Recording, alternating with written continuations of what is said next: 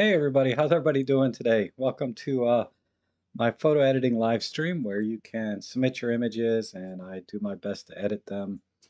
Um, and also I put my image out there for you guys to edit mine. It's always fun to see what you guys do with mine. And um, anyway, let's see who's here. We have John Truman, welcome, and Serge Talos, good to see you. Plato, always good to see you. And looks like Serge is here. Awesome. John Yutze, and then Archie Ray Ascuda. Awesome. Okay. Let's um let's go ahead and get started. I tell you, I've been having a rough morning already.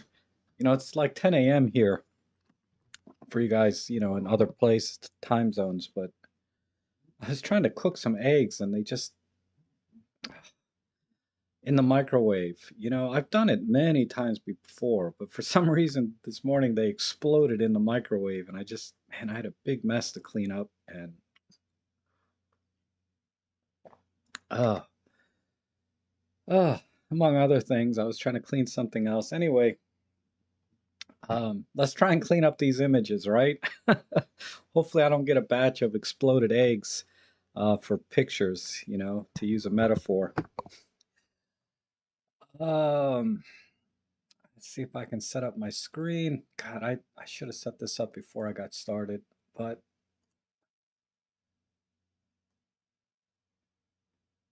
shouldn't take long.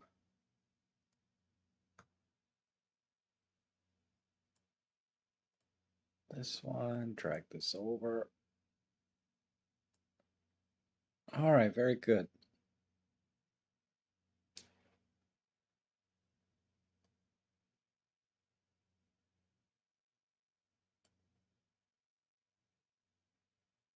I need to push a button here somewhere. Screen cam right. Ah, oops. Almost. Almost. That's my webcam. Let me change this to monitor 1. Nope. That's the YouTube. Let's try monitor 3. All right, there we go. Turn off that timer. There we go. All right, sorry about that. I didn't even think about setting this up before I started. I was so frustrated with the microwave. Um, all right, looks like I got 8, 10 images here. Good. Let me just expand this out a little bit so I can read it. And, oh, looks like Marcia rolled in. How are you, Marcia? Always good to see you. All right, let's start with here from Lauren. He says critique only, so I can do that.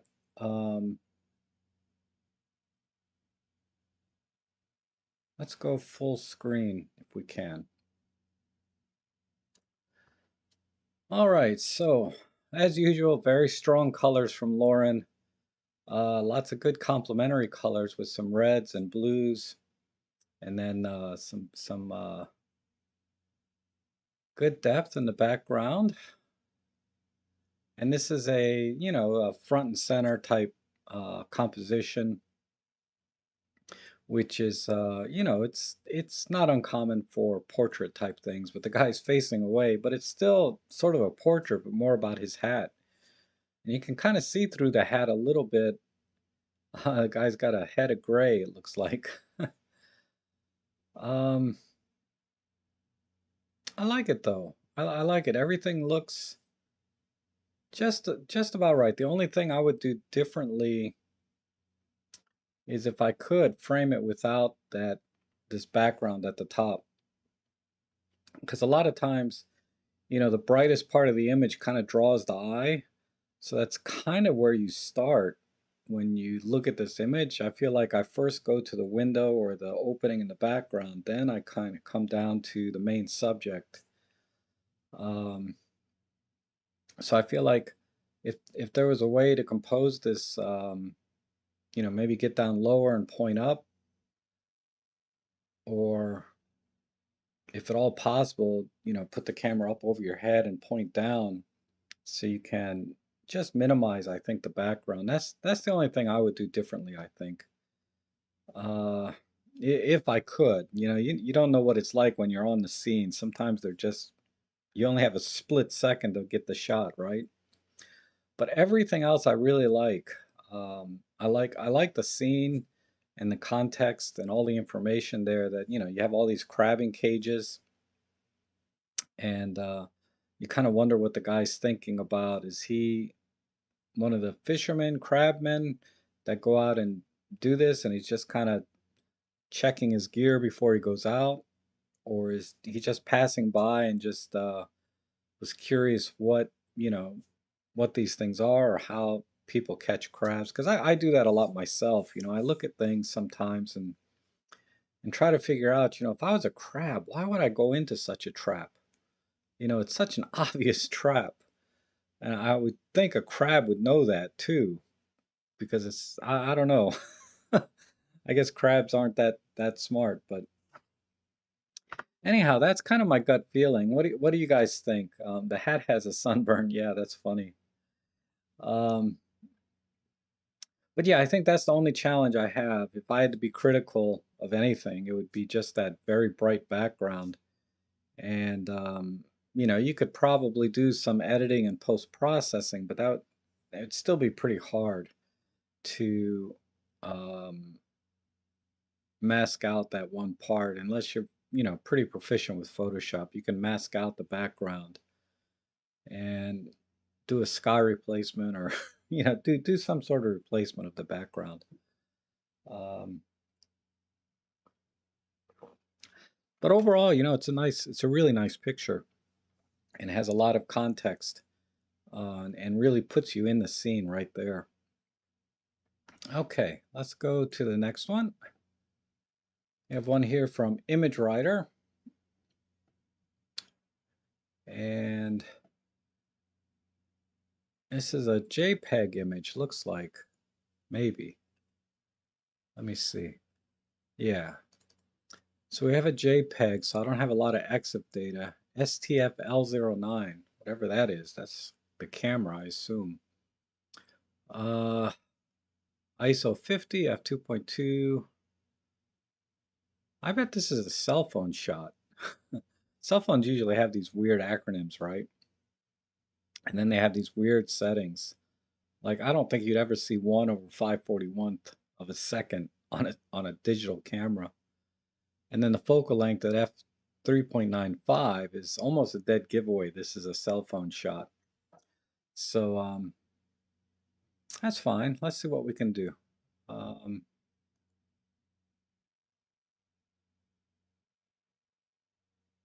I don't think I have any more wiggle room on the toolbar.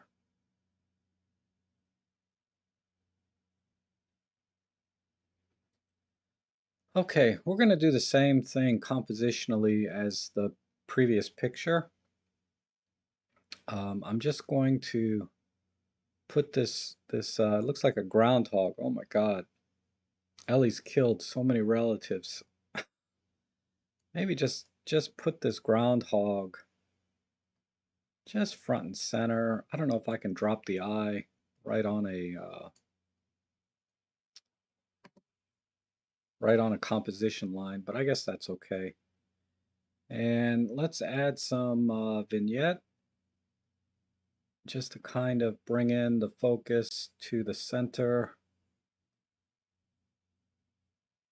Just a little, that'll do.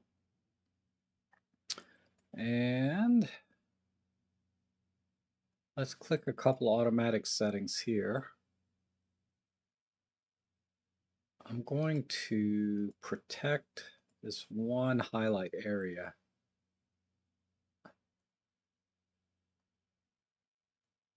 right there and see if I can, yeah, It's not really making much difference. What if I bring the exposure down? No. All right, it feels a little bit crooked, so I'm gonna tilt it up a little and recompose it.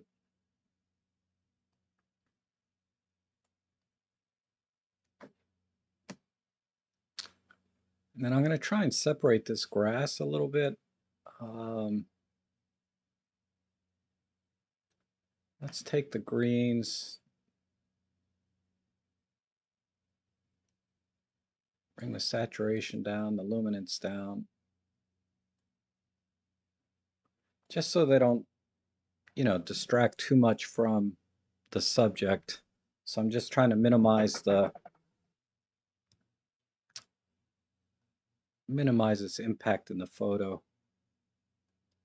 And since I'm working with a JPEG, I don't have a lot of wiggle room. I don't want the grass to look dead, but yeah, that'll work. And let's go over to the reds. Let's grab a little bit more on both ends because I want to increase the saturation on the groundhog.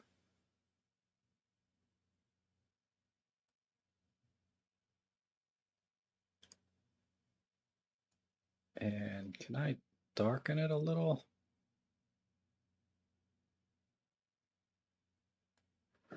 All right.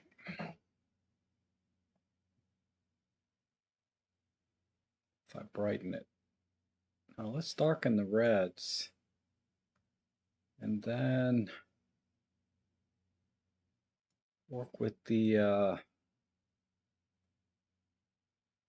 just give it a touch of contrast here.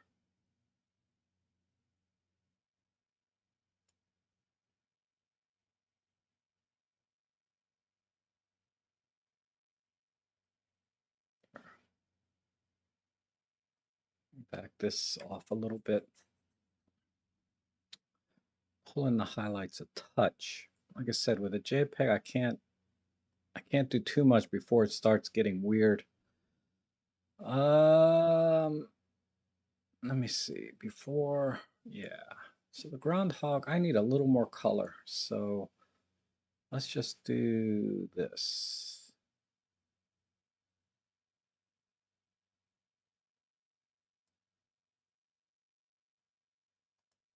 And we'll pull it back a little bit more. Right there. Okay.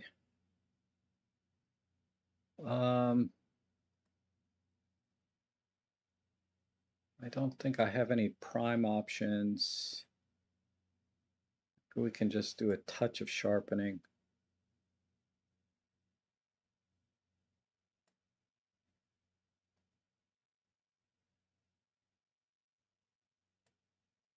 Okay, and then last but not least, I want to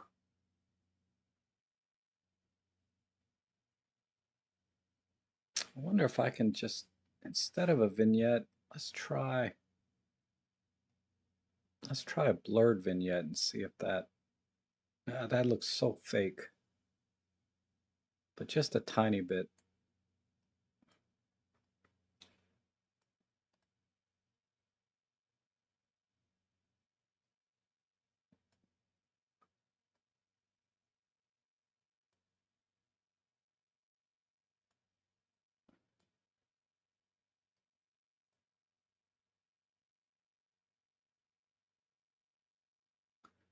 Just to soften the grass a little bit.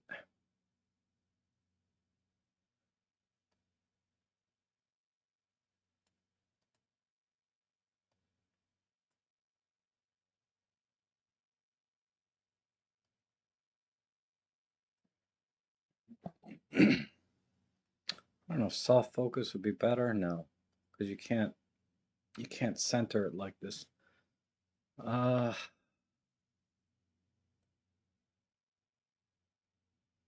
All right, I think that works.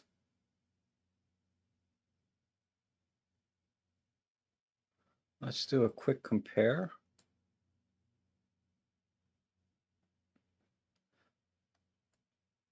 All right, so there's the original image on top.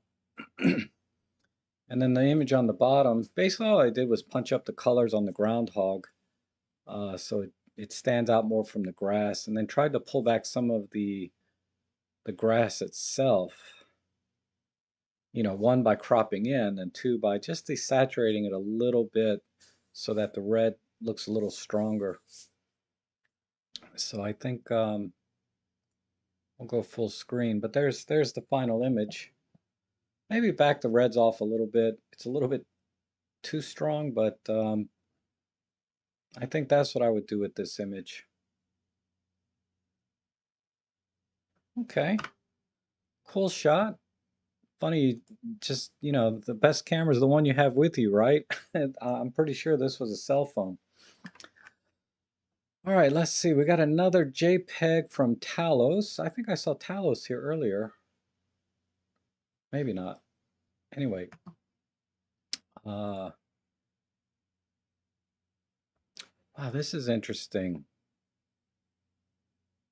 There's a lot of competing elements here for your eye. It's like these houses, for me, being an architectural kind of guy. Then you got this monolith, whatever this is, and all these sheep attracted to it. That's weird. It's very supernatural. Um,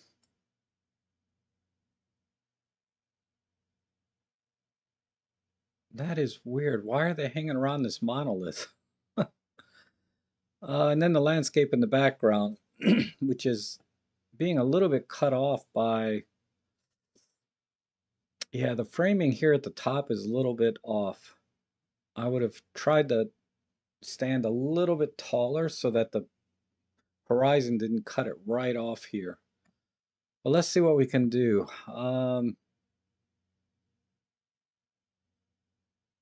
What camera was this? This was EM5 Mark II with a 14-to-150, ISO 200 f11. So you intentionally wanted to get everything in focus here from front to back. And you're 22 millimeters, so wow, you were pretty close. You're pretty close to the sheep here. And you took the shot at eye level, basically. If you're standing that close, this is about an eye level shot. So yeah, there's a lot of things you could have done differently on the scene. Is come up a little higher so that the horizon doesn't cut off this monolith, and then get in. Maybe I'd back up and zoom in a little bit and compress the scene a little bit, because this there's there's just not really any good information back here relative to I think what's going on right here. Because this is really interesting to me that these sheep are huddling around the monolith here. So let me just let me just preview a couple of different looks and see if anything catches my eye here.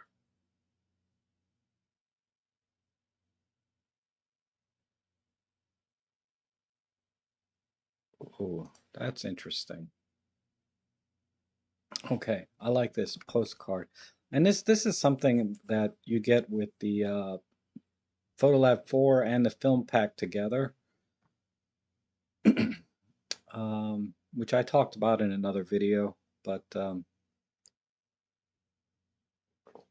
that's almost done, right? Like if I didn't want to do anything else, that would, I think, is a big improvement right there. But I do want to uh,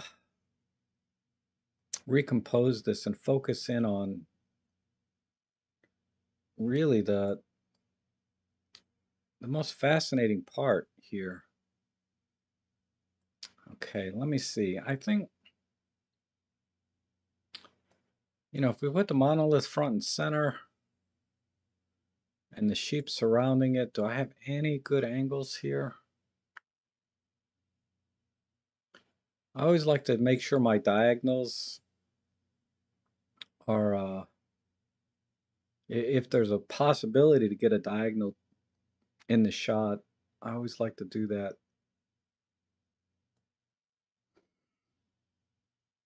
Can we frame this in a way that we can get any of the, maybe,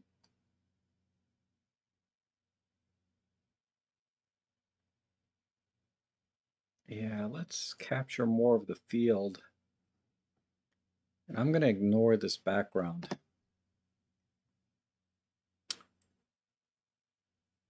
Maybe not, that's a little bit too off center.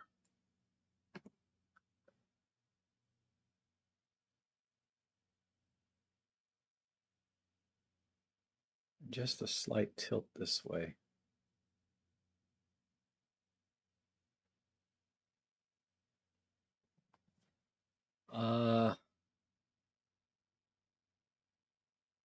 I'm going to try and minimize the background a little bit. So if I do an adjustment,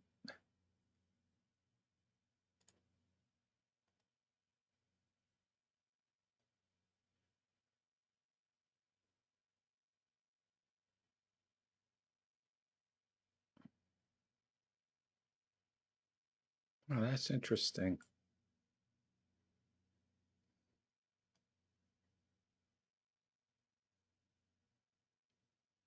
Let's bring this in.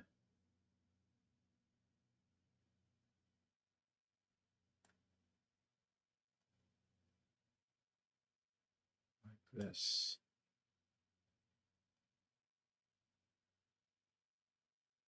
Just bear with me. I'm trying to see what options I have to minimize this background a little bit.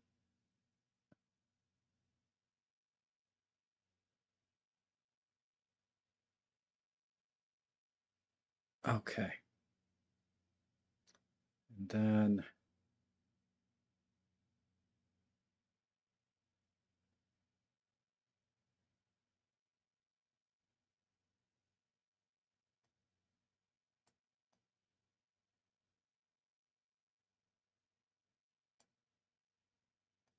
we can pull the contrast.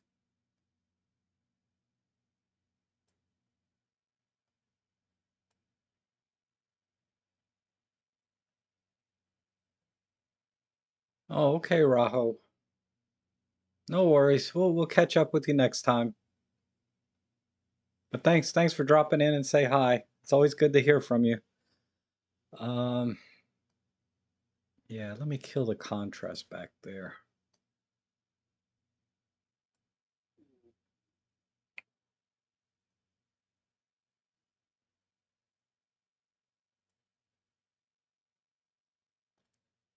All right. Let me do one more thing. I need the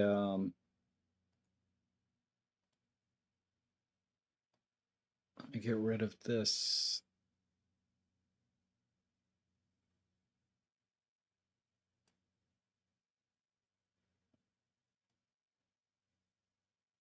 A little bit more.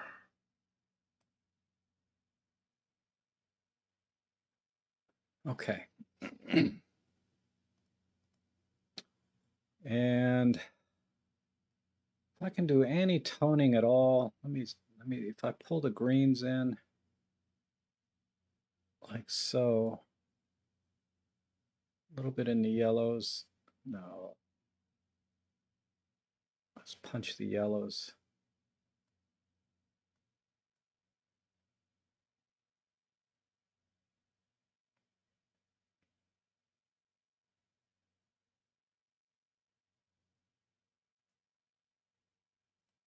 I'm going to try one more thing.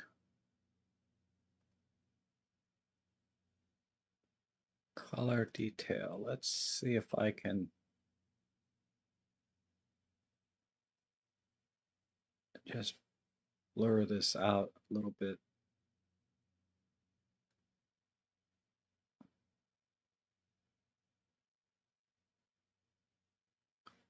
Without getting too fake, right? So basically what I'm trying to do is correct or recompose the shot the way I would have done it if I were there. So I'm compressing the scene. And when you compress the scene, meaning you're zooming in more, and when you zoom in more, you know, you're going to get more depth of field. And then also I'm trying to act like maybe I shot this at f5.6 instead of f11. So I just need to feather this a little less and just fine tune my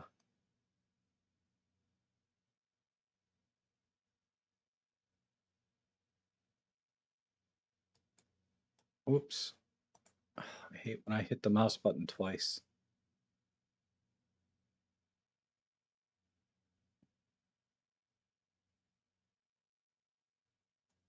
Okay.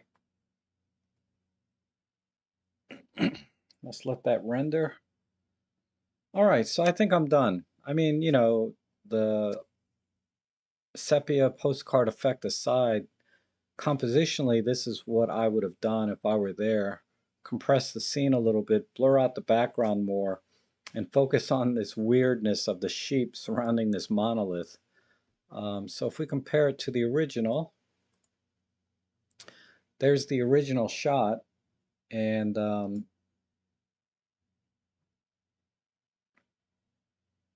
you can see I cropped in quite a bit. Yeah, it does look like something from the 1930s, doesn't it? So let's do a full screen, and yeah, I think that's a more interesting shot. You sort of eliminate the background, even though I know you wanted to include the background. I think it's a distraction to the main subject here, and then just crop in. So yeah. Wait, what if I? Oh, I can't do that. I was trying to see if yeah, there's the original, right? And there's you know mine cropped in. So the original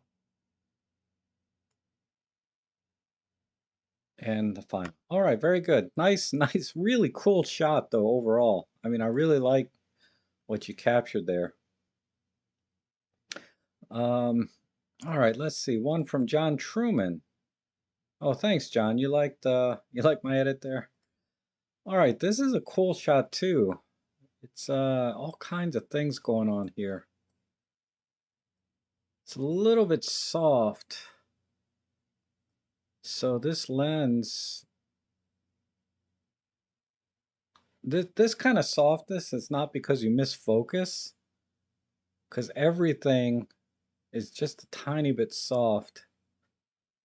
So this lens, let's see, this is a Tamron super zoom. That's why on a D5500. So it's not the camera, it's this lens. It's a little bit soft. Uh, if I remember correctly, yeah, these Tamron super zooms at the time. But we're at ISO 200 f6.3 1/500, so basically you shot this wide open. Oh, not really. You're only at 66 millimeters. Okay, so let's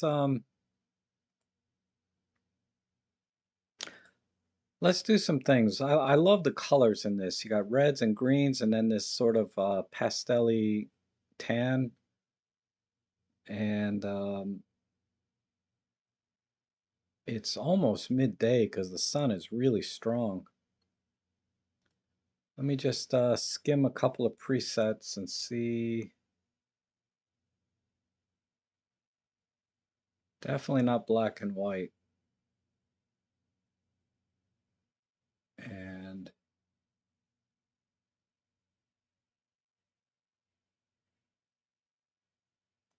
this red tone. This red tone's not bad.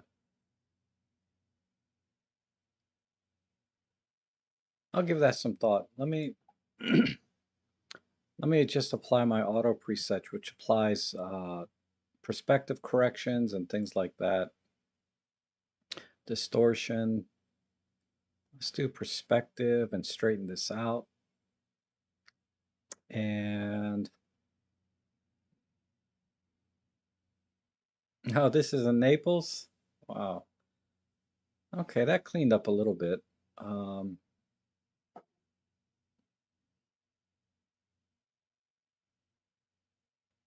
And then the framing is okay. I wonder if I can crop this piece. Well, we'll leave that. We'll leave the taxi. So I think framing wise, this is fine. Even the edge of this building on the left sort of gives that cramped feeling that I think if you were there would be, I'm just trying to translate the mood as if I were really there. So I think this building on the left adds some crampiness kind of feel to it. But I'm just going to crank up the sharpness a bit. I might back it off later with a film simulation, but I just want to let me back off some of this deep prime stuff. And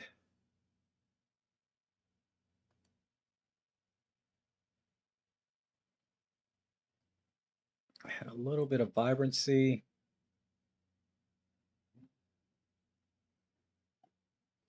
Oh, you edited with my DXO, or I'm sorry, with the Photolab 4. That's cool. Um, Looking forward to it. Let's see. Let me try slide film simulations. That's not bad.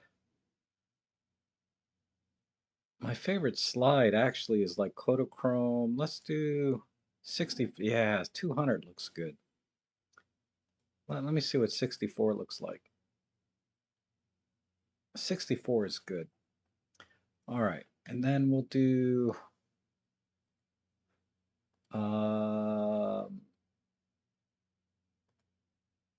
see if they have the film grain from Kodachrome 64. They do.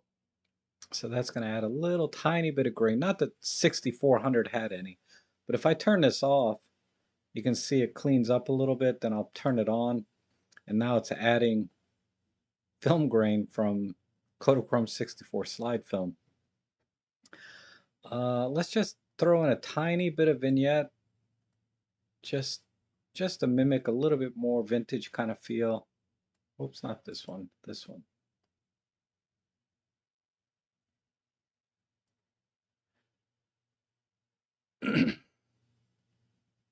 And did I do anything with lighting? Let me turn this off. Yeah, I like that better. This is fine the way it is. Yeah, not much to do here, other than just do those perspective corrections. So let's do a quick compare. And you can see the image on the left, there's definitely some keystoning type errors where you weren't perfectly parallel with the building. So your sensor was just a little bit off to the left. And then, so there's a little bit of a, I guess, a yaw, right? And your pitch was almost perfect. So it looks like you tried to go straight on. So you're holding the camera this way and then tilted it a little bit just to get the edge of that building or cut off something on the right side. But anyway, the perspective correction automatically fixed that, so it looks more like a straight on shot. And then I just added basically the Kodachrome 64 just to kind of give it a little bit more vintage travel kind of feel to it. So if we look at it full screen, I think that's all that needs to be done because there's so many interesting things. This is the kind of picture you kind of frame and hang on your wall and just kind of just look at and look for all the little fine details everywhere, right? Like what are all these things hanging on, what is all this stuff hanging out in here? All these little individual, uh, I don't know what to call it, paraphernalia. That's not the right word either. Like there's a t-shirt here with a horse on it. Um, the air conditioning units. Look at this antenna array down here. So that's why I love these kind of travel photos because you get a nice wide shot like this, and although compositionally it's not, there's nothing to the composition, right? It's just the face of the building. There's so many details here to kind of stare at and, you know, just basically enjoy, right? Uh, and learn a lot about that specific building and a lot about maybe the people that are living there. Um, so there's a lot of stories going on in this one image. So I really like this. It's a great shot. Okay. Um, whoops. So yeah, really cool shot, John. Let's go here to right along with Randy. Randy's really been trying to crank out some ride videos. He should probably get that dash cam. 'Cause we never see his face, I think, his videos would be so much more interesting if we could see him in them.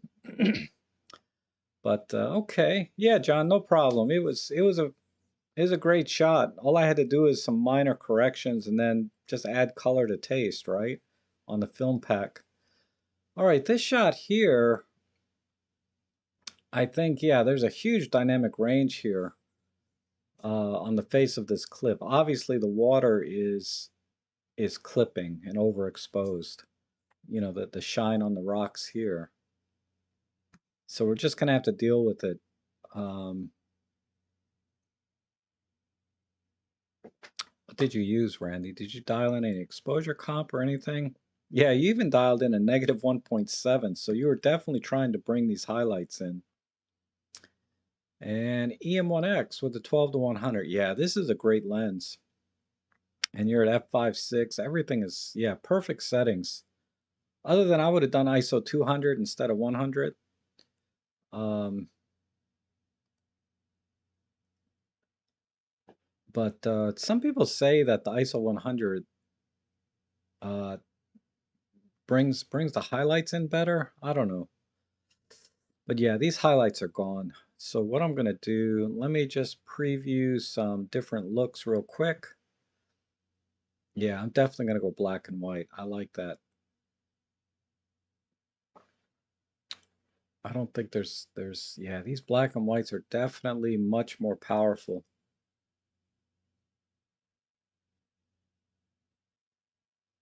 A little bit of sepia, maybe. Let me see how that looks. No, ugh.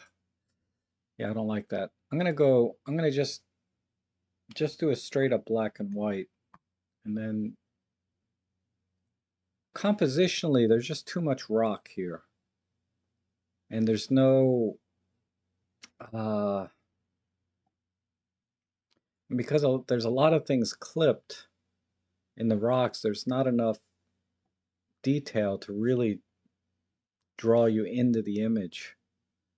So I'm gonna have to work with the geometry of the image. Uh, so I'm gonna do, and I'll work on the tones and everything in a minute, but I want to get the composition.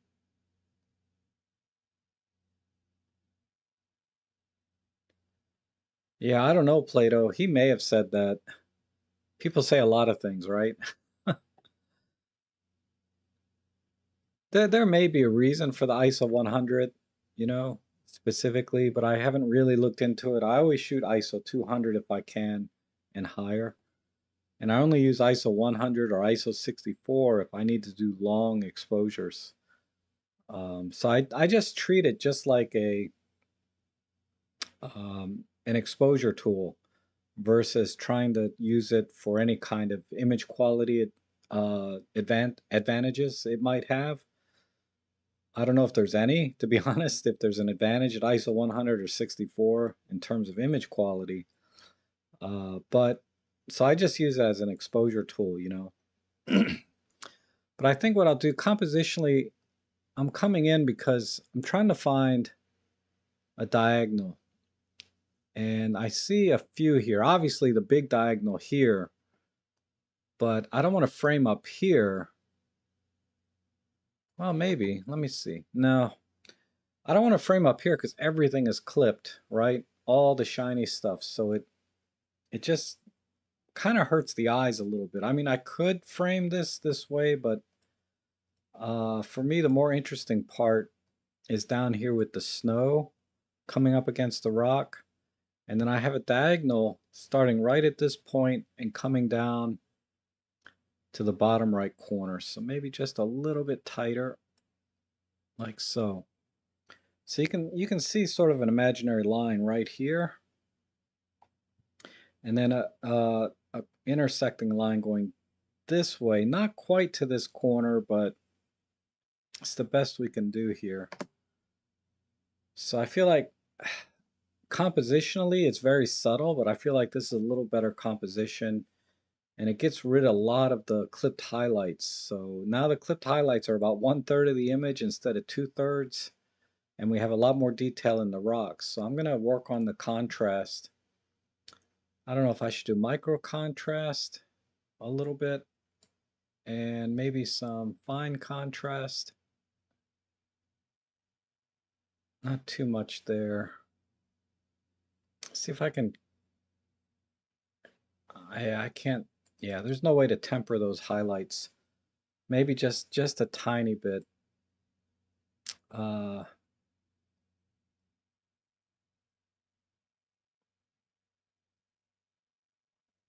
and then I'm going to. You know me. I always like to crush the blacks. That's too much. How about just the shadows? If we go a little brighter, I push the shadows up and pull the blacks just a little bit.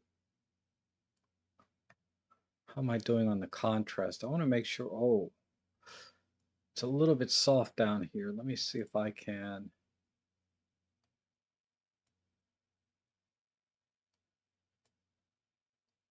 Pull back some of this stuff. I don't think we need any denoising at all.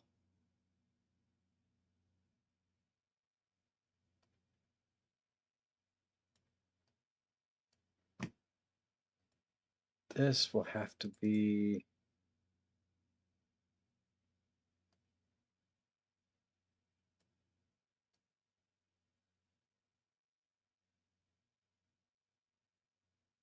Yeah, it was good the way it was. I think I'm there. I wish I could bring some of the blacks in, but it's dragging in. I could go a little softer, but this feels more dramatic. So what if I pull it this way?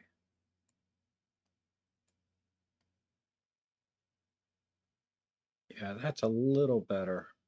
Okay, I'm gonna call it right there. Maybe just add some brightness a little bit.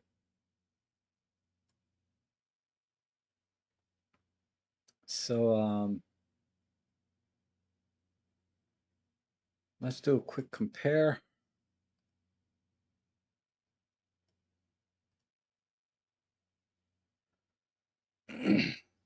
So like I was saying, on the image on the left, um, all this clipped shadow area. So this is definitely a shot you would need to bracket and bring in if there was any reason to bring in any of this shiny stuff here. So rather than do that, I tried to compose it like you see on the right side. I tried to compose it so that this corner comes in and goes up to this corner, and then you have these lines coming down to the other corner down here to the bottom left. So now there's kind of this triangle, and uh, and then minimize sort of that shine. There's still a lot in the top right, but now it's only 1/3 of the image. The one on the left, the original, all that shine and clipping is front and center, which I just feel like is too distracting, and that's all you'll see when you look at the image is that clipped center. So moving it off to the top right and keeping a lot of the snow, I think works. All right. Oh, hey, Lauren, how are you? Good morning. Stocks are up. Awesome. Not that I have anything invested. So yeah, great shot though, Randy. I really like the shot. Uh, all right. Let's see what we got here. This is from a Pen F with the 12 to 45 Pro. Wow, that's pretty awesome.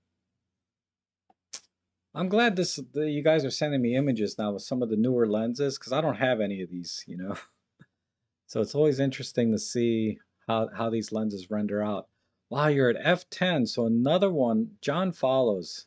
Another one where you're trying to capture everything in the frame.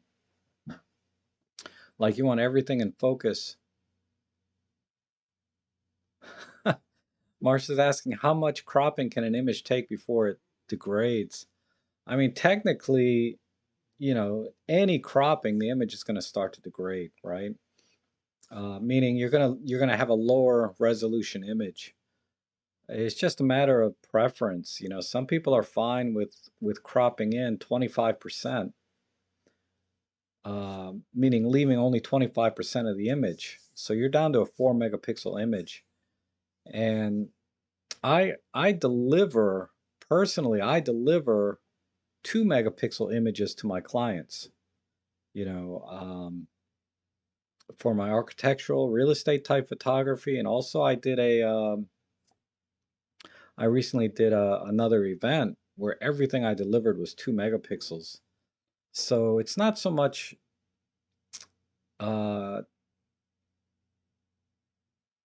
I think honestly, when you get down to like less than 1 megapixel, then you really start to see a problem, right? With degradation.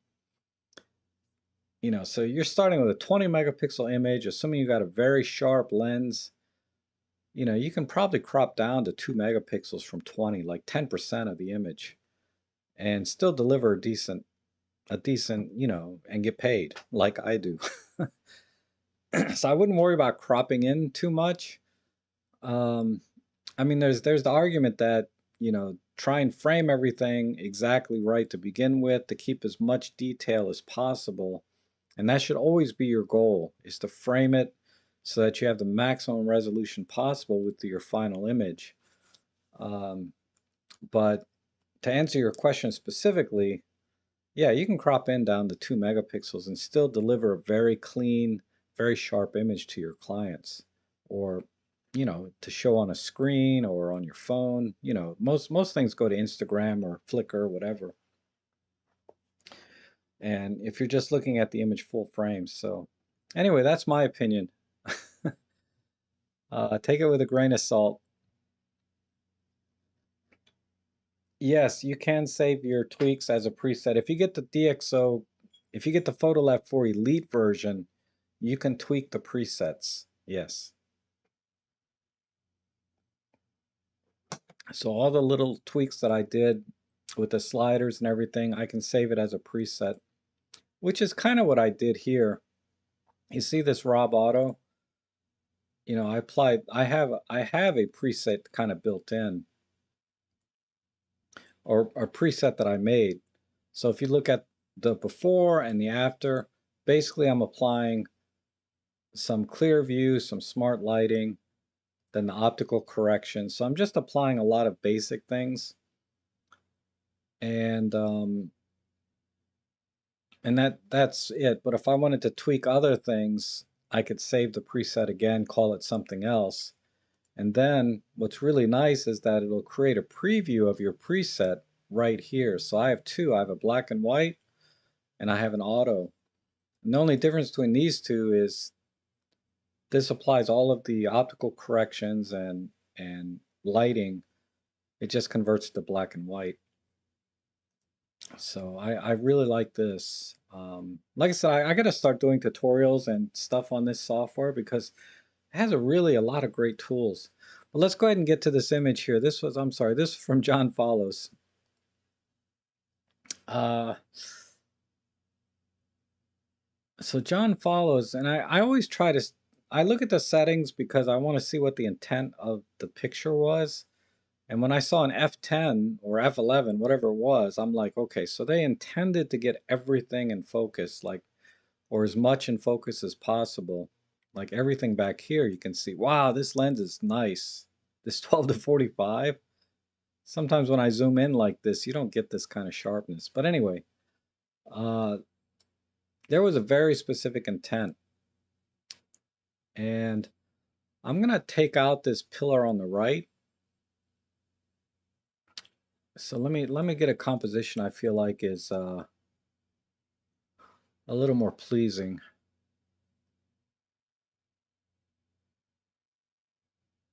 If I just take out that pillar on the right, yeah, I like that, right? That to me looks better already. We have some nice balance between this monolith here and this dead tree. And there's a nice diagonal going all the way across from this top corner down to this. Just an imaginary diagonal. And then this comes down to here. Let's see if I can move this a little bit.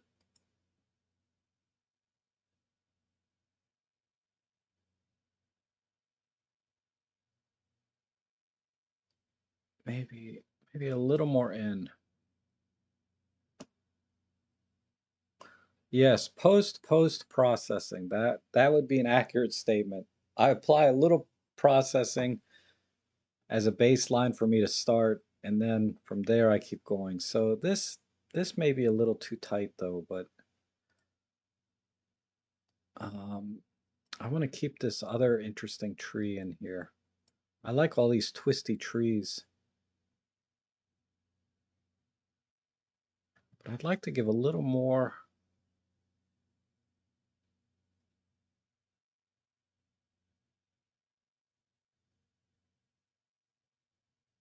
Yeah, let's keep this tree in the top right corner. Uh, actually, it doesn't. Yeah, let's cut it out. And then I need to fix this, whatever that is. Looks like a cooler or something. Somebody's having a picnic, maybe. So I'm going to just take that out. Uh,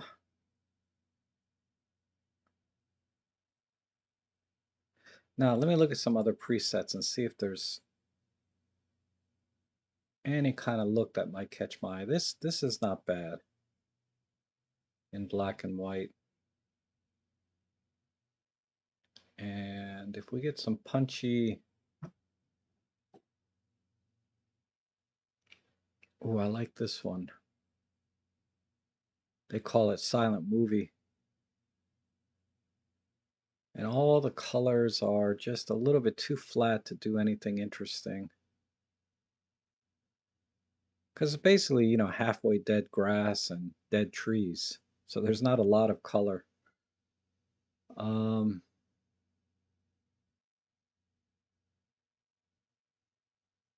I like this one right here.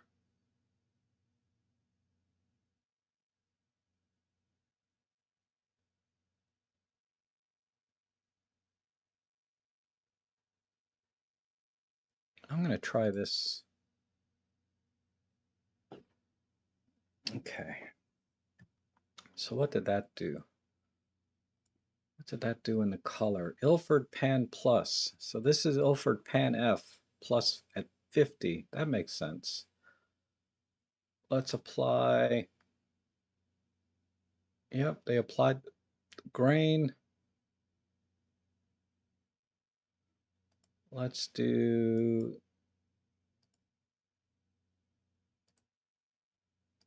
Well,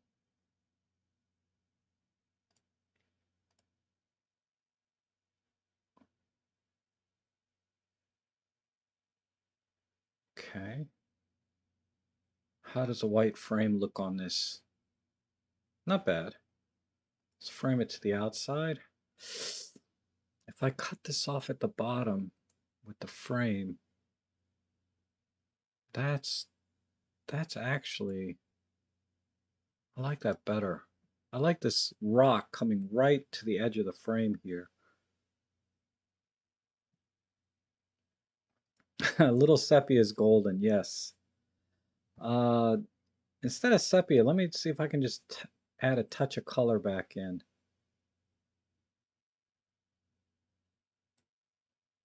Well, it's not because it's using the Ilford pan setting, so I have to do it with a tone curve. Um, where is that? Over here? So let's pick the blue tone curve, and we're going to pull in the shadows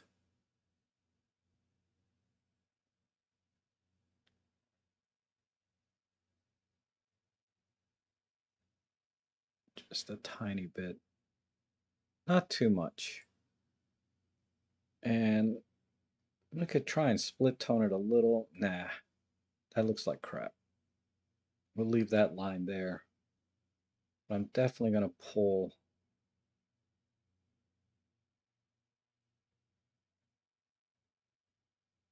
just a tiny bit there. Okay, I think I'm done.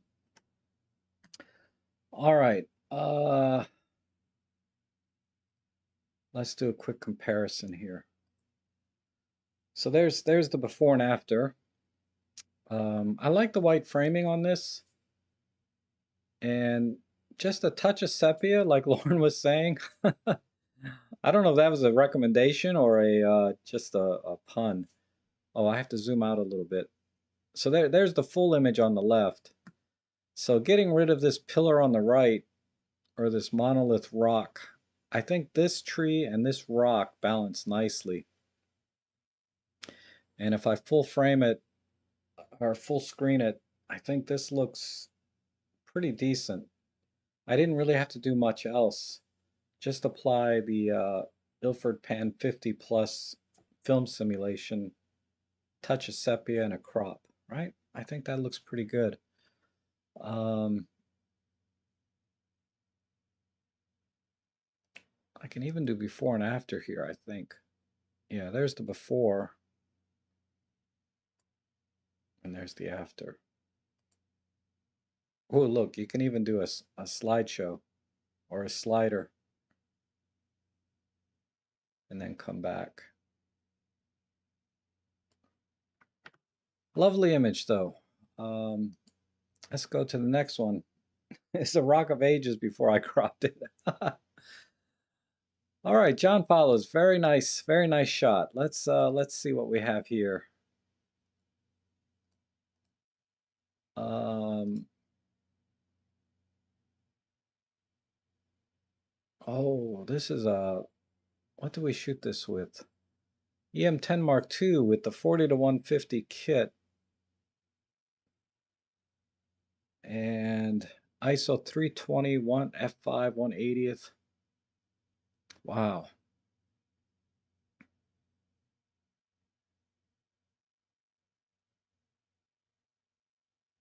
I think that's fine. So we have a little bit of a foreground object. We have some, we're going to have to clean this up quite a bit. The question is,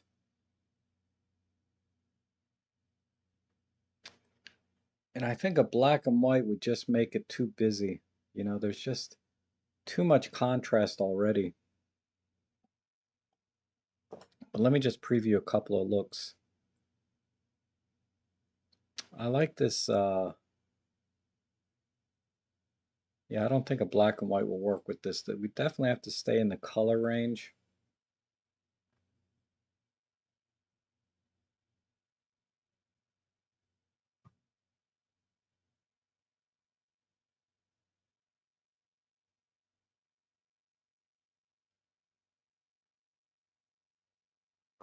Yeah, some zombies.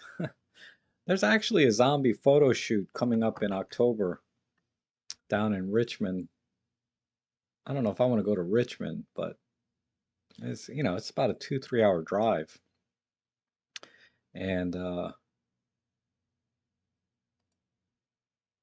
yeah, I like that one. Okay. So let me see what what what this is. This is basically, oh, not even a clear view. Ooh, we're definitely gonna have to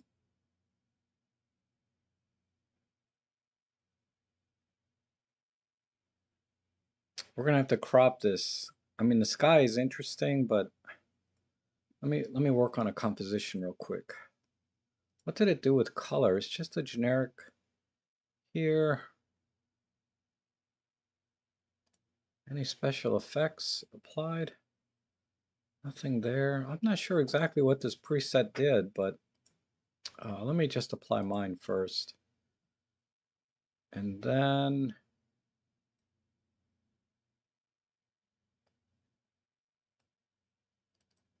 let me add a little bit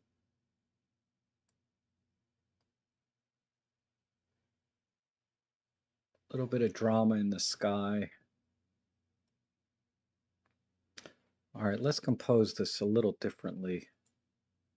I'm wondering if maybe a vertical would bring the would bring these things together a little better. I'm not 100% sure.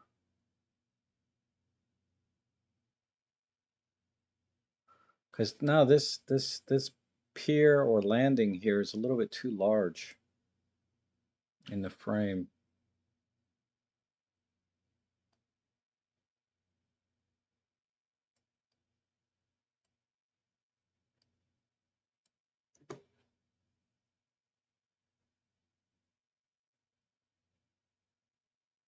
Hmm.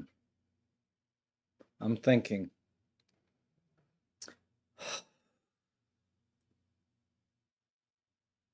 I mean, what if we just come in tighter this way?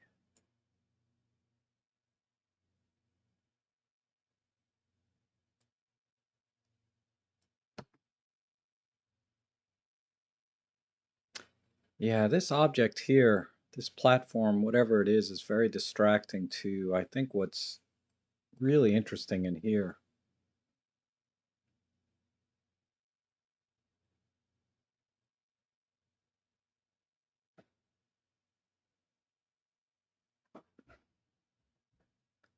Uh,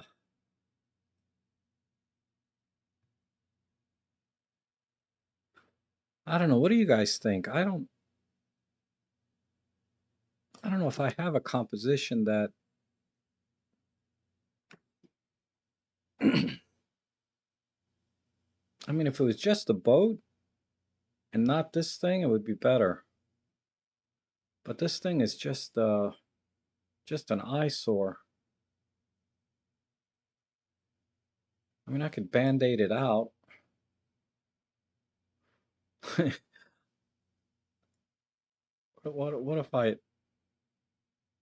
What if I do this? I'm just curious what would happen. Um, yeah, that's what I'm gonna do. A little bit less feathering and a little bit larger.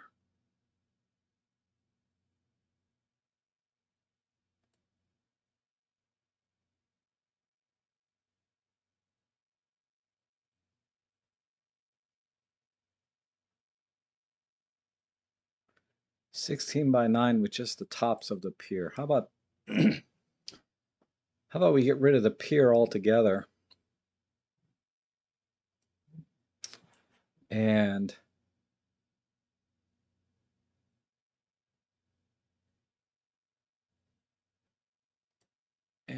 a 16 by 9.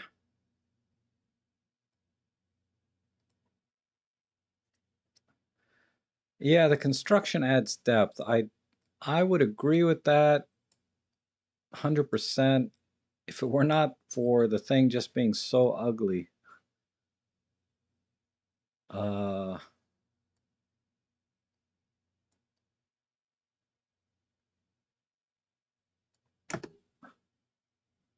all right, let's go with that. And I'm going to get rid of this Band-Aid. Let me see what...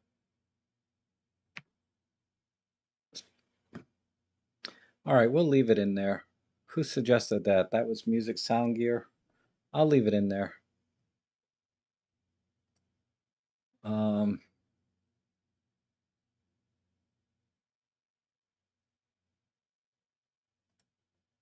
maybe a little... Yeah, that's minimized this ugly thing quite a bit. All right, so this one I think, let me get rid of that corner. All right.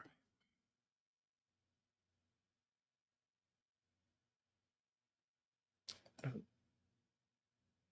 little bit of perspective, horizon maybe.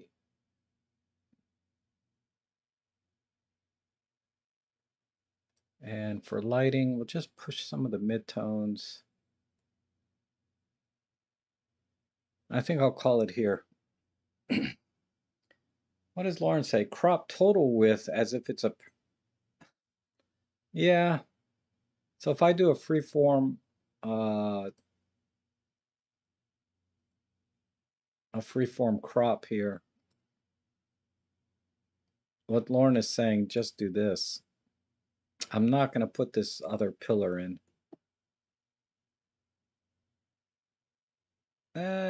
I don't know. It's okay. It's a little bit too much. I think just the 16 by 9 is fine. So let's go full screen. And that's now this image, you can see a lot of things in the picture, right? You can see all of the boats sitting in the marina. This pier or platform on the bottom left is not obstructing the view or distracting you too much, but still providing some depth, I guess.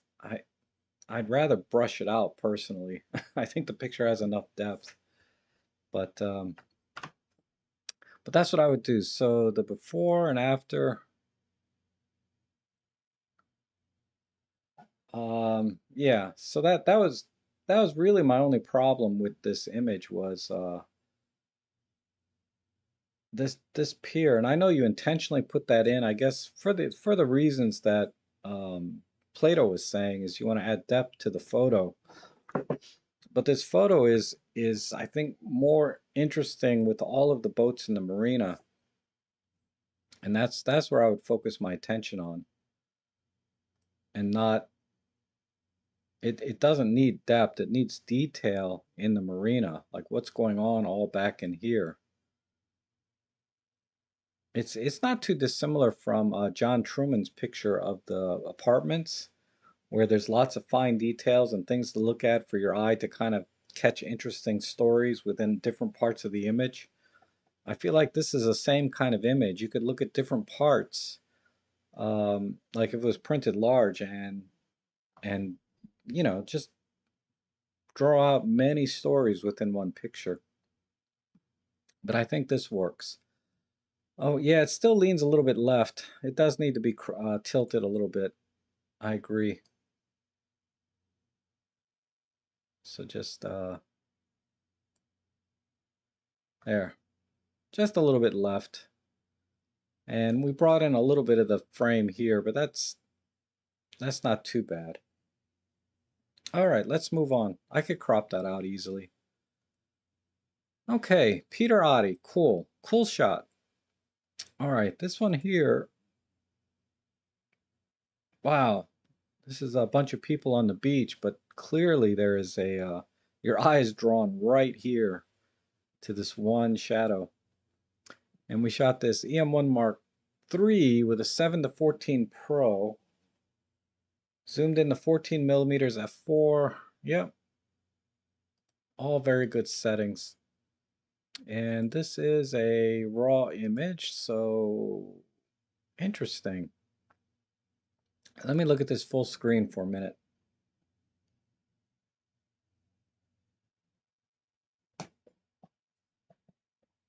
Um,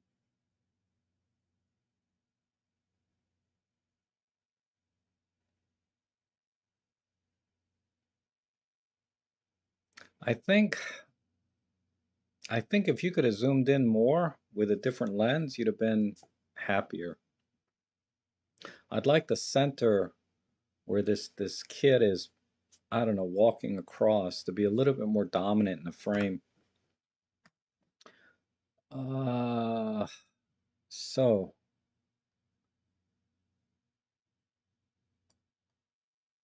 maybe,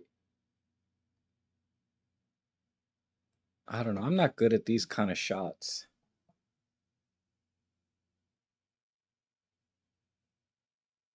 Up front and center.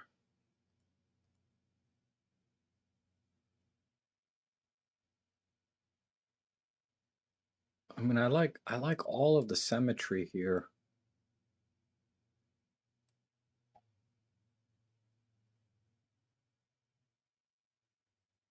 Let me see.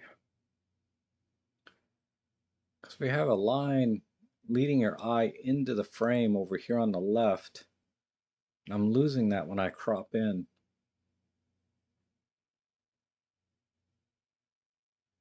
But I don't know if that's really necessary because there's no line on the right side. It's more of an overall framing down here. We don't even need the sky, actually. What if I do it this way?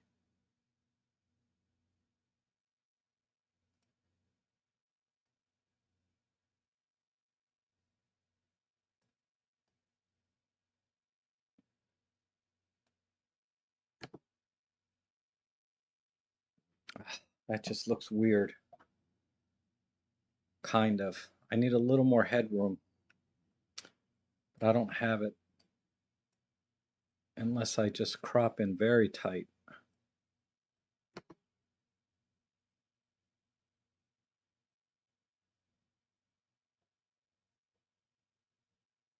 Wow, this lens is really sharp. I mean, I'm cropped in like to nothing and it's still really clear. That's a terrible crop. That looks like a cell phone shot if I do that. Yeah, no context, right?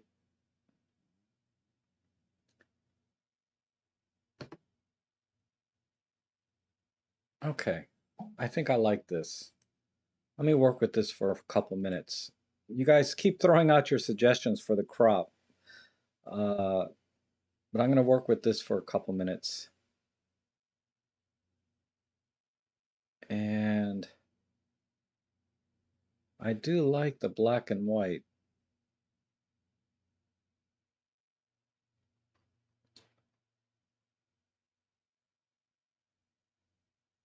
So if I do this,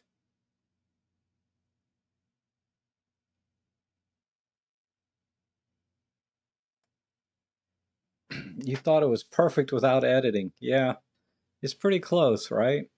To me, I think it needs a little help, but uh, I don't know. I think John has a point though about some context, or whoever said that. Plato said it needs more context, which I agree with. I just want to be a little bit tighter. Yeah, I like that. Okay. Um, pull the highlights just a little bit. Maybe not. Just silhouette it a little more vignette.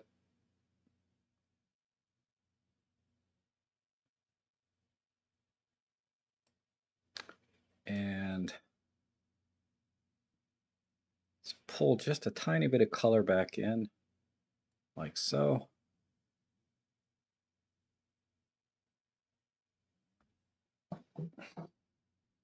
I don't know if you can share the presets or not, Brad. I'll have to look at that. Oh, this block here on the right side, John. Yeah, I see that now. I could I could band-aid that a little bit, I guess. Uh,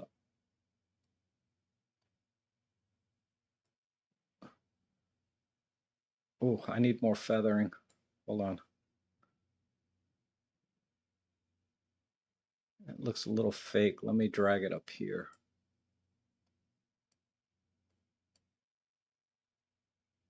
Ah, a little less feathering.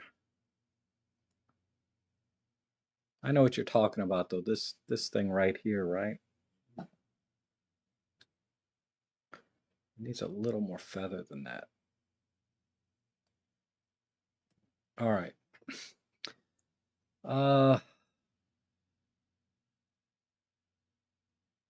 I think that's it. I'm not going to do anything else, but I think this crop works. I didn't like the other crops after staring at them for a minute, the crop I had before. I think Plato is dead on about it. Needs more context. Just all I had to do was get rid of some of the, just silhouette it a little bit more, and that's it. I could work hard to bring some of the highlights in. Um, Let me do that with a gradient tool,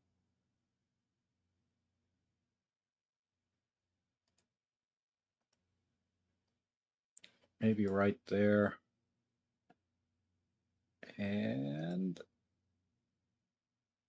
we'll do a clear view, a little bit more contrast, and then where's my highlights?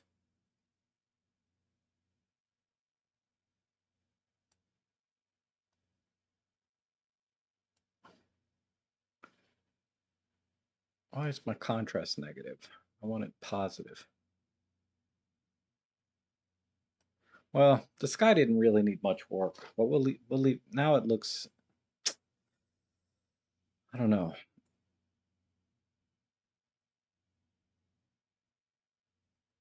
I think it looks better just kind of a little bit overexposed with the rest of the scene. I think with a little, let me get rid of this. I think a graduated filter on the bottom would be better. Down here.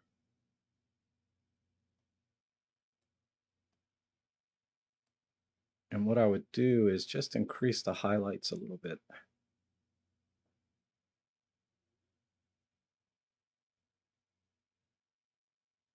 Right about there. Okay, now I'm done.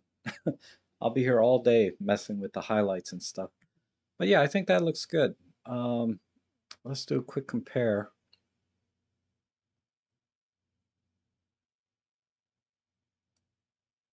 Where's my compare button? Here. So there's the before and after. So I didn't make it a complete black and white. I did pull a tiny bit of color back in. Let me let me just see what that would look like.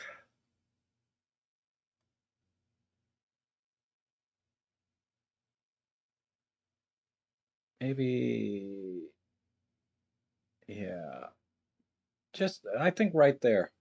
I think that works. So just a little bit tighter. Like this lady on the left is a little distracting, and but I didn't want to lose that sort of framing that the water on the left and the buildings on the right did for this kid, right? And the sky is overblown a little bit, but I like that. I like that look. Because when I try to bring it in, it just, I don't know. I think it looked too fake. So there's the final edit. I think that's an awesome shot. And I can do, there's the before. And the before is really good, but just just pulling the blacks in to silhouette the people more is really all it needed, and just a touch of color. And not like a sepia, but just the natural color that was in the image, which is already kind of sepia. Just a little bit of natural color. I might band-aid this part out, actually. Um,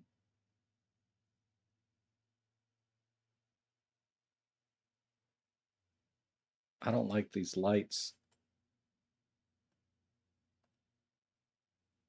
Is that my band-aid or not? Yeah, there we go. So there's my final edit. Let that render in. Yeah, there we go.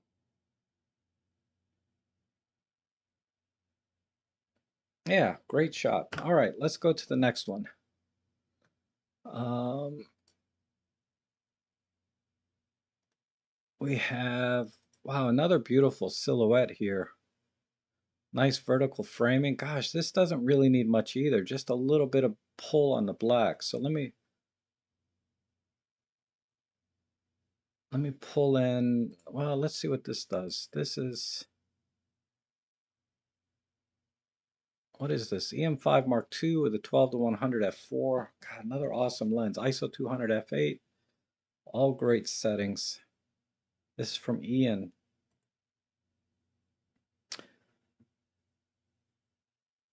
Hmm.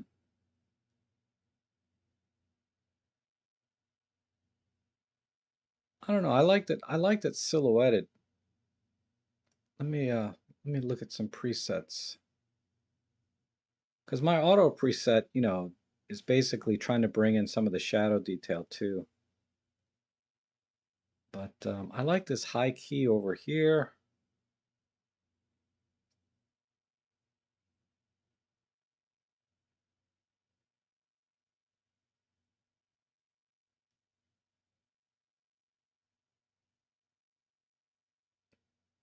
These are nice soft images too. Hmm. Ooh, that looks good. It takes away all the warmth of the image. Maybe this cappuccino.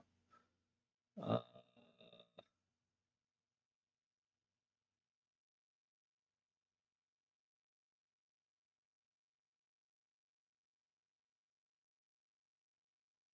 I don't know what I don't know. I think this is a nice balance. I just have to fix this one distraction here. Um,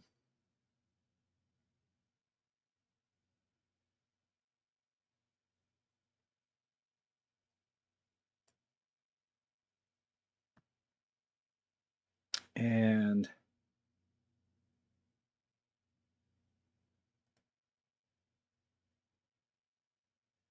I don't know if it needs any more.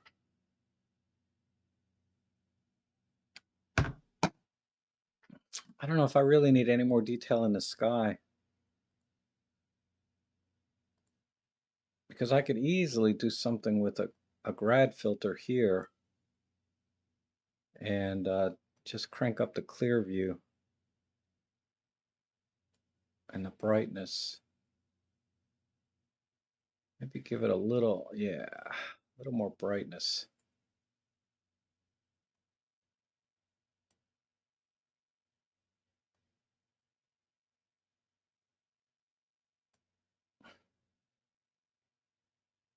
But let's make sure that the trees are still silhouetted. So I'm going to pull the blacks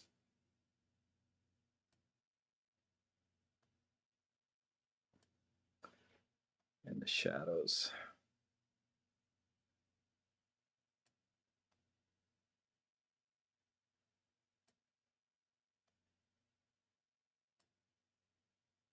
Okay, a little bit of straightening and I think I'm done.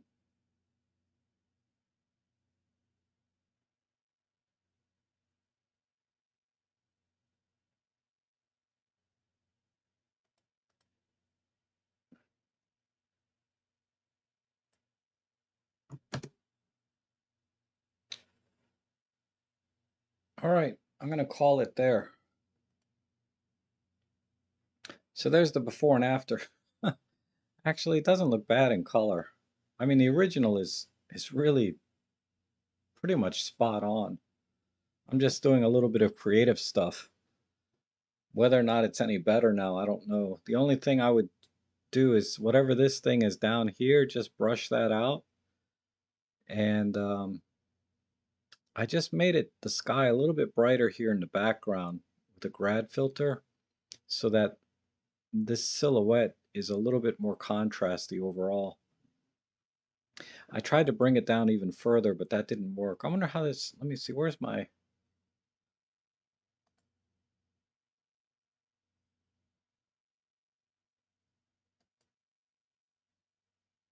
let me just back this off a tiny bit. All right, there we go. So there's my final edit. I just basically silhouetted the top a little more by brightening the sky. with a grad filter, brushed out that little distraction in the very bottom. So here's the before, which is pretty awesome as it is. And there's the after, just a little straightening and sepia. Okay, let's see what else we got. Last one here, a barn. Um,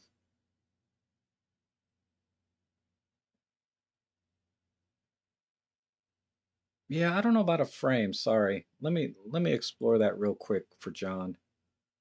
Uh, I don't think a white frame or framing would look right on this, but yeah, I'm not a fan of that. Uh, I think it looks better just straight. Okay. Let's look at this barn here. We have a G9. Oh, I haven't seen a Panasonic G9 image in a while. And you're using an Olympus 12 to 40 Pro. Wow. So we're at ISO 250, 1/100 at 17 millimeters. Okay, fair enough. What does this say here? Old Barn Trail Farm, 1880. Well, that barn ain't from 1880, man. That's been seriously remodeled or fixed up. It might be the original place this barn was at, but this is all brand new. To me, it looks like brand new wood. Anyway, um, great sky. I don't like this curb. So let me look at a couple of presets just for a feel. The red and green grass is nice, and then the blue sky, it's okay. I don't know. I'm gonna have to frame it first before I pick a preset. So I don't want this in the bottom right.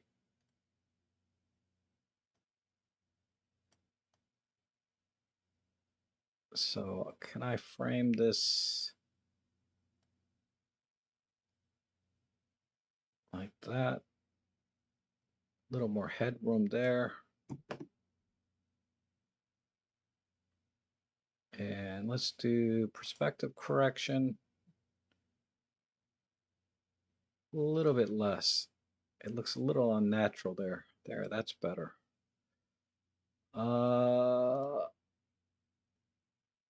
Work on the lighting, fix the sky. Back this off a little bit.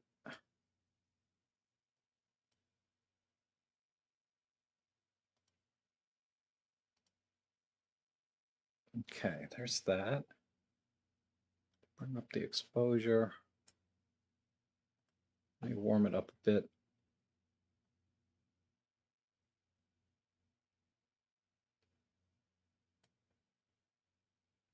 And this is interesting, this lighting.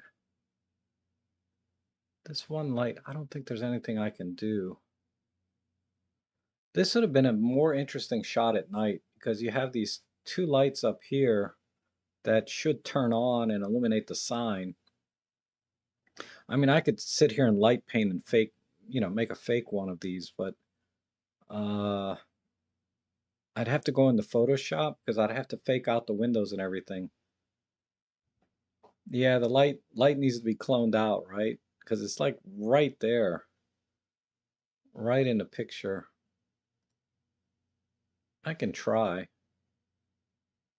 A little less feathering. Let me see what happens. That's kind of there.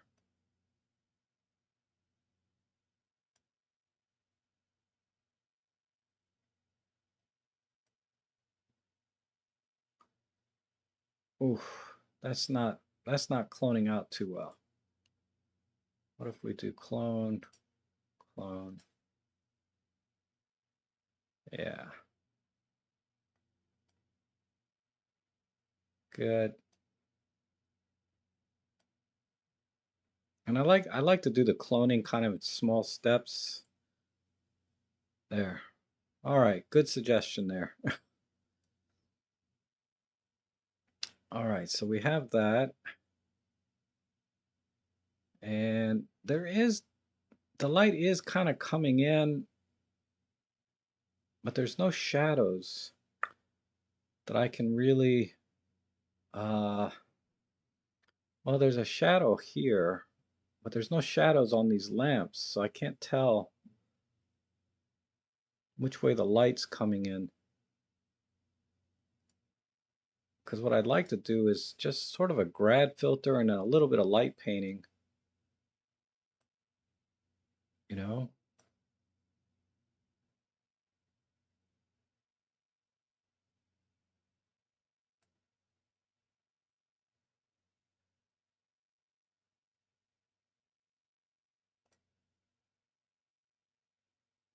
Where is this?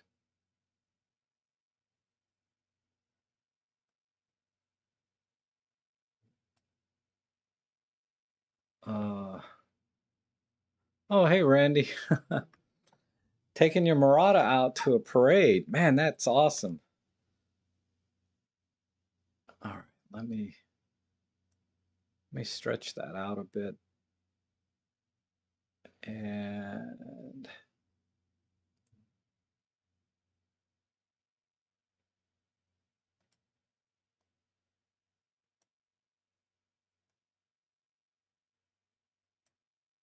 let's see if I can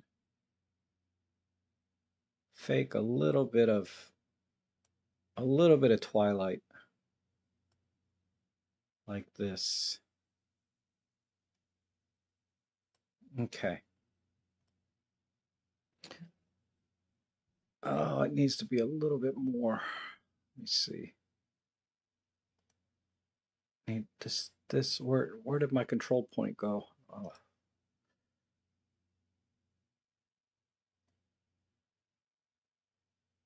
just a little bit higher this side. Wish I could squash this, but I guess not. Then I'll back this off a little bit. Maybe tilt it. Yeah, I'm gonna tilt it to angle with the where's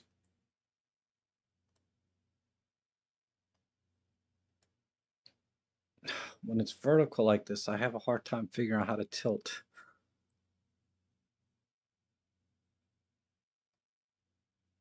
No, that's reset. I just want to tilt. Maybe if I grab up higher. Ah, I need to I need to learn how to use this software better. But okay. There's a way to tilt that frickin' grad filter. I don't know why I'm not seeing it. Okay, I think that's pretty much it. Then maybe one more brushing. Whoops. One more brush with some warm paint uh, right in here. I need a little bit more feathering. Let's warm it up here. A little bit brighter. So, oh, that's color, sorry.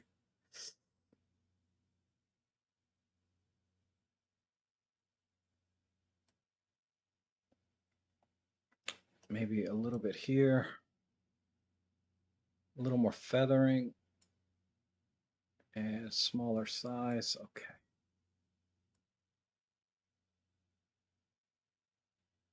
And we'll add some all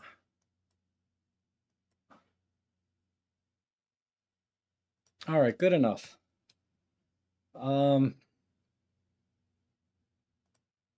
this I can bring down a little bit. Well, let's do it with clear view. Let's do this. Where is it? Right here.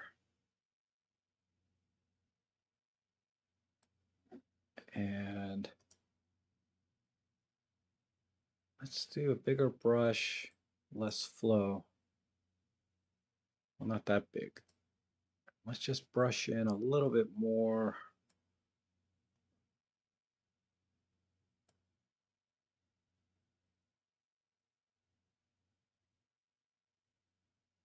Yeah, just a little bit more yellow right on that side.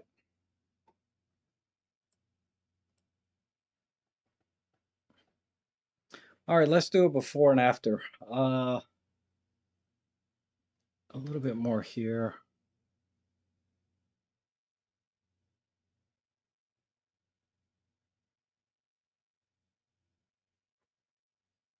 Right there. Okay, let's do it before and after because I'll be here all day. Compare. Here we go. So there's the before shot. So basically I cropped in and got rid of the street down here. And I just had to kind of guess where the light's coming in. And based on the one shadow underneath the roof, it looks like it's coming in from the left. It's a little hard to tell from the clouds where the sun is. The sun looks like it's already dropped below the horizon, actually. So I had to fake it and make it look like the sun was still above the horizon and then paint in some light. Uh, and this is my final, yeah, that's my final image. So I just tried to make it look a little bit more like, what do they call this, golden hour?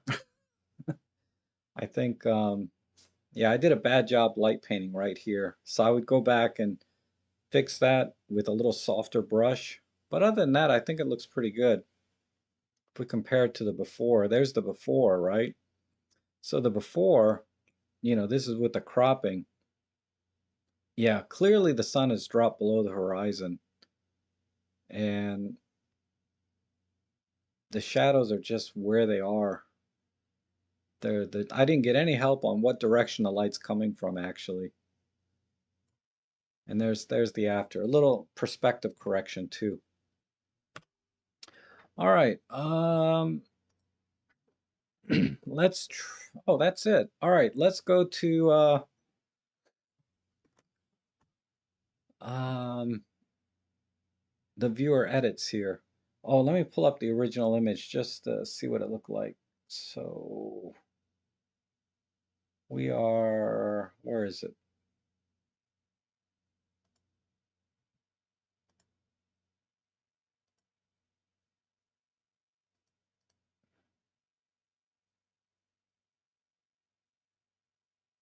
I might be able to find the original image. Well, I mean, the image, I edit this image myself long time ago. But here's the original image. And I think I did a vlog about this. So in my vlog, you'll see how I edit this picture. But I made it very dark and gritty and cold in my edit. But what I liked about the image was, the bottom corners kind of lead into the frame. So what I was trying to do is make it feel like you were going to walk into this scene. And I like the roots down here coming out in the ground, and I like these leaves. I just thought it was kind of a cool picture. So I wanted to see what you guys did with it. And let's go back here and here and go here. Okay, so that was the original. So let's, what do you mean there's no pictures here?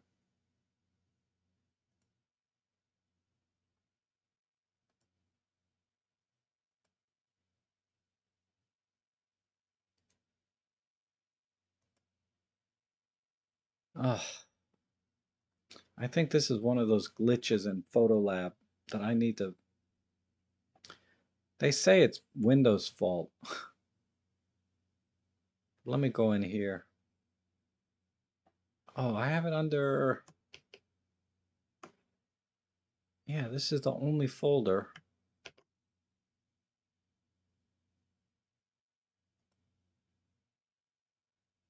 Yeah, they're here. I don't know why. Photolab 4 has this this glitch in the file system because clearly the images are here. Anyhow, Um, this is from, looks like, who did this one? Ian Burton did this one. Okay, so basically a soft focus, right? And a almost a square crop, it looks like. So that, yeah, this is nice. I mean, and a little brightness too, I think, compared to the original, right? I mean, yeah, so a more square crop and some softness. Uh, ooh, what the heck's going on here? This is, I don't know if I like this one or not. Let me bring up the comment section. Sorry, you guys.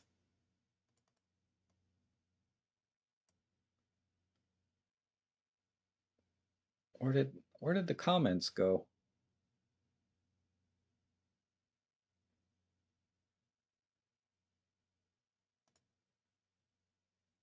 Give me a second. I'm sorry. Restore chat.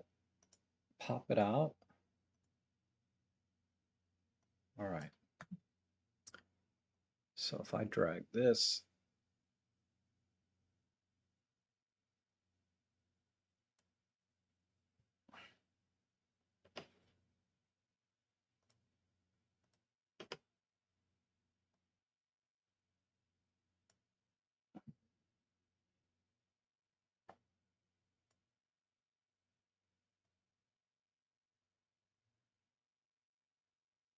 there we go. Sorry about that. Ooh, this one I'm not sure I like too much. It's just, it looks like it was an oil painting and then somebody just kind of took a brush and, and went down on it. I think that's what you were trying to do.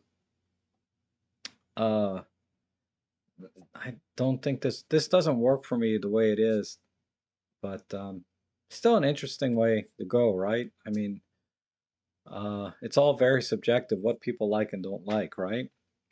Let's see who did this one.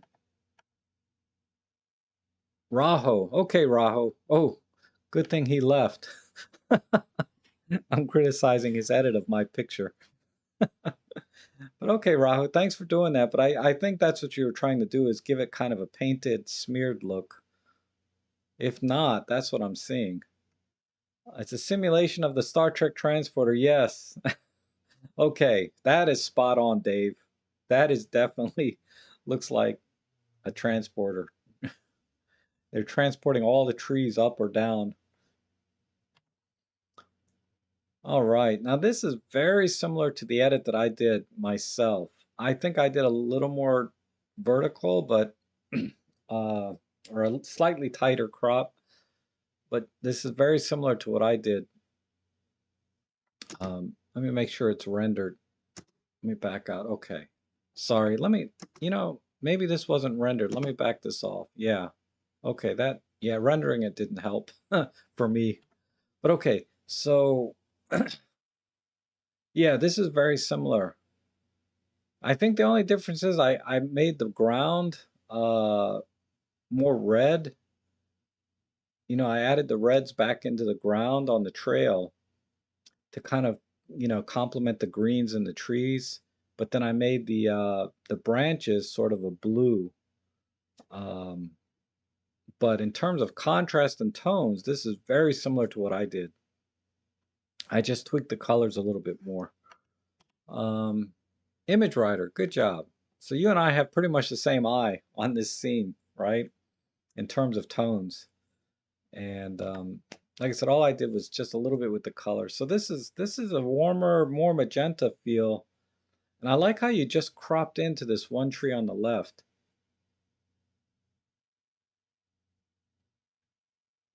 This is not bad. I would have gone I would have captured a little more at the bottom of the tree.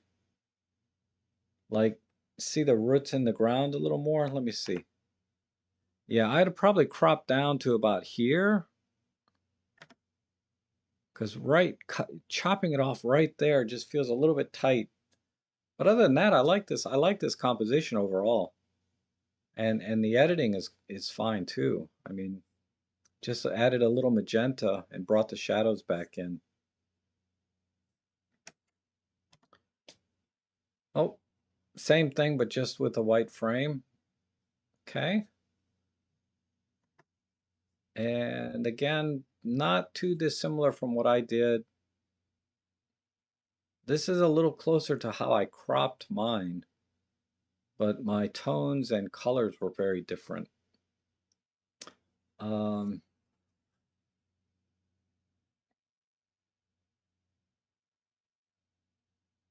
but it still captures all of the elements that I liked about this scene, except for the leaves in the top. You cropped out all of the leaves, so you didn't like that distraction of the leaves. Whereas I liked it, but I guess you didn't like it. But that's fine.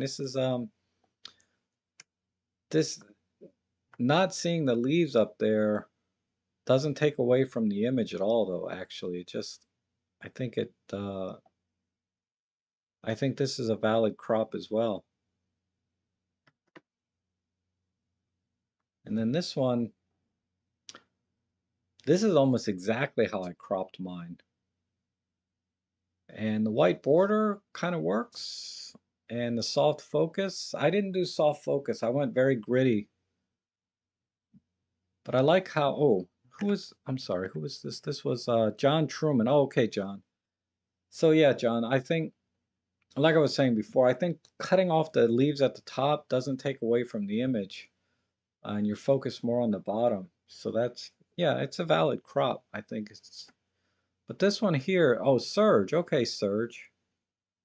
Yeah, I should have guessed this was Surge because if you look in the forum, maybe in the Flickr group, but definitely he's been posting these kind of images in the forum, post-processing all of his foresty type images this way. You know, soft focus, lots of contrast, and lighting, right? Like he was very intentional down here.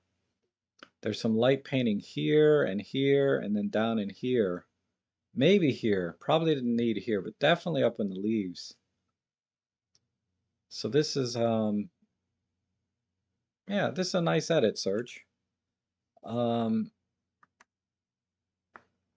yeah, another one from Serge. Same idea, right? He did some light painting, and I did the same thing. I light painted these branches myself, but I did all of the branches on my edit. I wish I could show you my edit.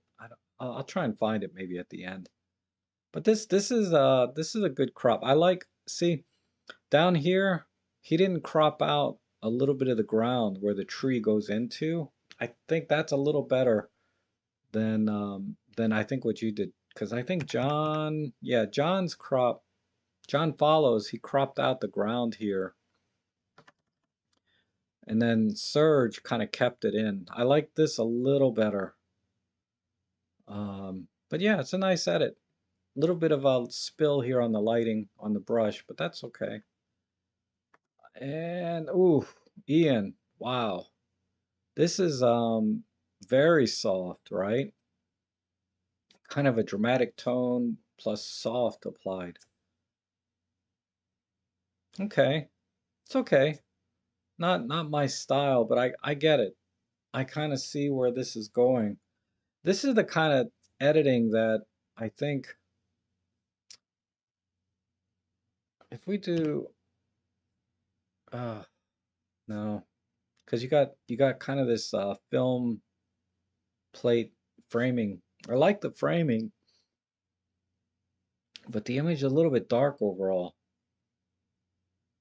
But it would work if it was part of a series, right? By itself, I'm not sure, but I think as part of a series, this would be really interesting. Like if you did this kind of editing on lots of different images, I don't know if that's a compliment or not, but okay. Looks like a painting from the 1400s. Oh, okay. Yeah, I'm not that well read or well, not well read, but yeah, I don't look at a lot of stuff. You know, everybody has these like, oh, I'm so inspired by this. I like to look at these paintings and this inspire. I don't do any of that. Maybe I should do more of that. Then I can kind of appreciate what everybody's trying to do here a little more. Because I like it, but then there's something that I don't like about it. I think it's just the tones or the brightness that I'm not crazy about. But Marsha likes it. She says it's nice, dark, and moody. Yeah, I get that. Okay, Ian.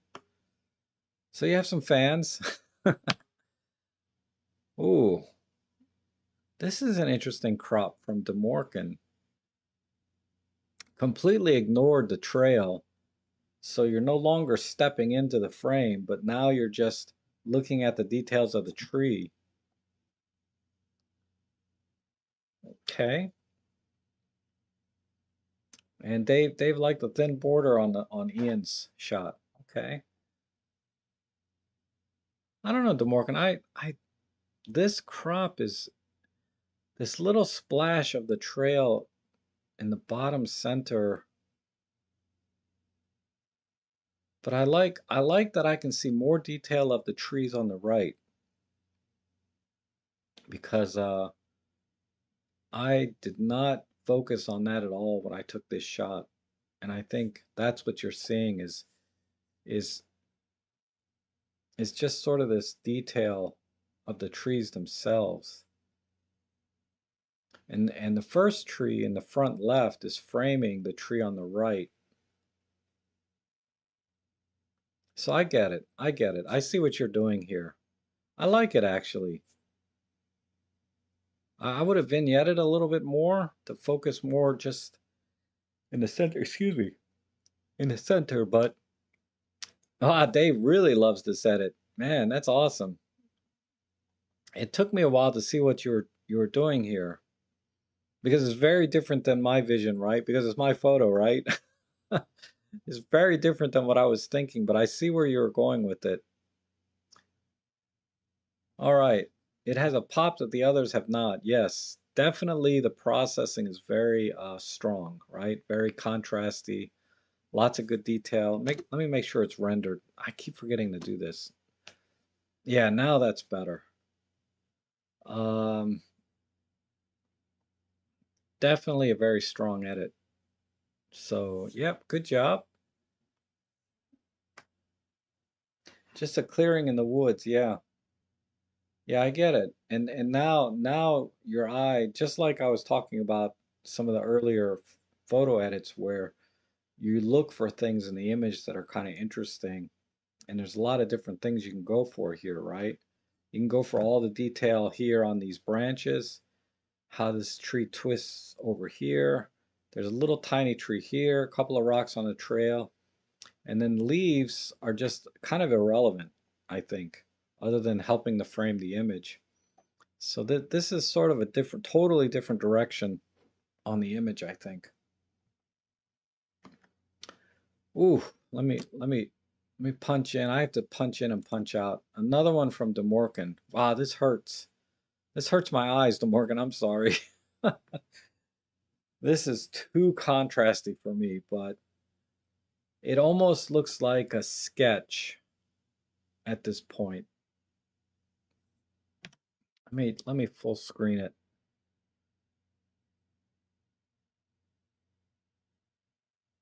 Wow.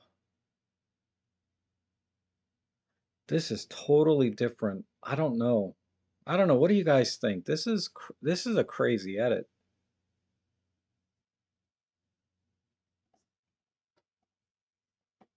It's a little bit too much contrast, like too much bite for me. But penciled that one in. Crop to the sparrow and then to the ant. Yeah. I know, right? This image really screams at you though. I mean, if you were going for impact, DeMorgan, you definitely made an impact with this edit. Because it definitely when you put your eyes on it, it bites you. I don't know how else to put it, but it definitely reaches out and just bites you. Um, okay, let's go to the next one. All right, another one. This is totally opposite. And now he did a very similar crop to someone else. No leaves at the top and just focused on the roots and the branches. And then you let the trail kind of lead you into the frame. And this is a much warmer edit. So, yeah, this doesn't bite you when you look at it. But yeah, this is cool. This is cool. Good thing you sent it. Oh, that's the last one. Wow, this one is growing on me though. I really hated this at first, but actually this is kind of growing on me. And this one too. So DeMorgan, I'm gonna have to give DeMorgan credit for the most uh, diverse editing. And Serge, yep, Serge, I like. Ian is very different, very dark and moody. Yeah, yeah, some cool edits, guys. But I don't know. I'm torn between this one and this one as being my favorite edit now, even though I hated this when I first looked at it. Um, and this one too, because this is very different than what I was envisioning, but somehow it works really well. So anyhow, let's call it uh, great edits today. And hopefully you liked my edits that I did on your images. I will I need to get back in the screen here. Oops. Oh, there we go. But yeah, great edits today. Hopefully you like my edits. I'm gonna do another one next week. Like I said, I'm gonna try and keep this on Thursdays at this time, assuming I don't have any real photo jobs going on. And I should be back on Sunday. I'm thinking about changing the Sunday one to Monday though. But I should be back this Sunday for the normal photo chat live stream. And I'm gonna try and do some more tutorials on the Photolab 4 because I really like that as an editor. I hardly ever use Lightroom now for editing. So if you want to try it yourself, I do have my affiliate link below for the Photolab 4 download. You can just download it and try it. And then when you buy it, of course, I make a small fee. But either way, thanks everybody for sending your images in for me to edit. And I look forward to doing it again next week. So you guys have a good weekend. Um, but I'll be back on Sunday.